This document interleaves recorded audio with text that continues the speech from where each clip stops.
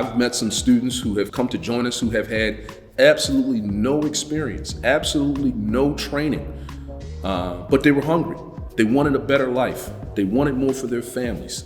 And they just buckled down. They accepted the training. They were a sponge, and they've been able to get out there into the industry and make very good money.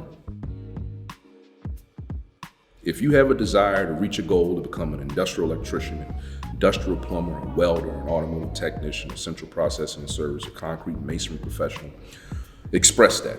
We are expecting you to want to work with your hands and have a trade and skills to earn a good living. So why not choose something that you enjoy?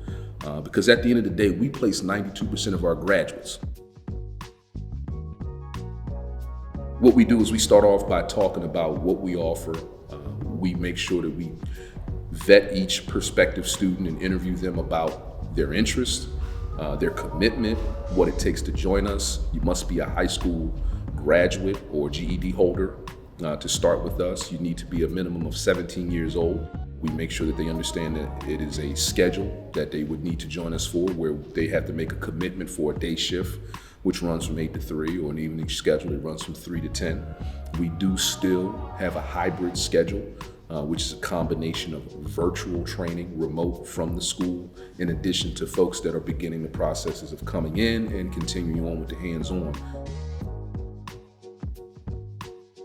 We take enrollment documents necessary to reserve students for class, and finding every bit of opportunities for financial aid as far as grants and student loans.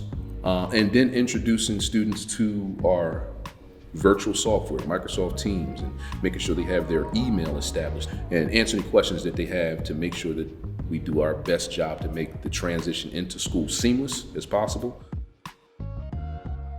Leading up to them getting started, admissions is a big part of that, trying to help students out with maybe some personal issues that we can try to help them navigate through to be prepared to start school and be in a good place so they can focus and reach their goals. We are in constant communication with the students, and we're doing a consultative approach with this and see if there's anything I can offer.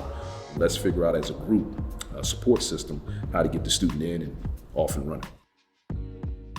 We look forward to being a career coach. We look forward to helping students make the hard decision or ask the questions of themselves that we're making sure they're making the right choice as far as the career that they train for with us here. And I always tell folks, this is the type of money where you can have a good lifestyle and take care of some folks, including yourself, because the world is what the world is. And this is our little island right here at 19th and Girard, where we try to build folks up so that when they go out there to attack the world, they're ready to go.